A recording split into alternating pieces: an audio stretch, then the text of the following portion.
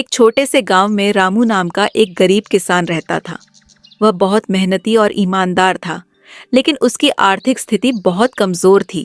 उसकी एक बेटी सुमन जवान हो चुकी थी और रामू उसकी शादी की चिंता में दिन रात लगा रहता था। रामू के पास शादी के लिए पैसे नहीं थे। गांव के लोग उसे ताने मारते कि कैसे वह अपनी बेटी की शादी करेगा।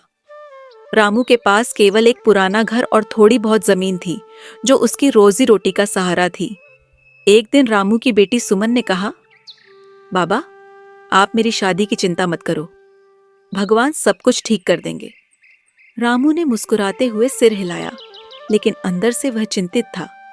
वह सोचता कि कैसे वह अपनी बेटी का कन्यादान करेगा।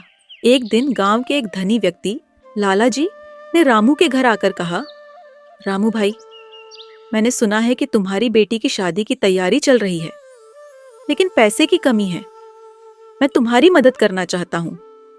रामू को पहले तो यकीन नहीं हुआ, लेकिन लाला जी की नीयत सच्ची थी।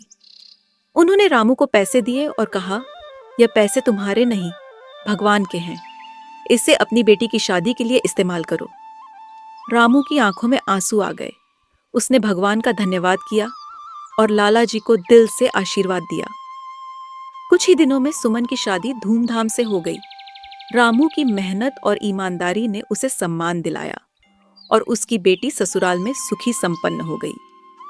कहानी का संदेश ये है कि सच्चाई और ईमानदारी से मेहनत करने वालों की हमेशा मदद होती है, चाहे परिस्थितियां कितनी भी कठिन क्यों ना हो।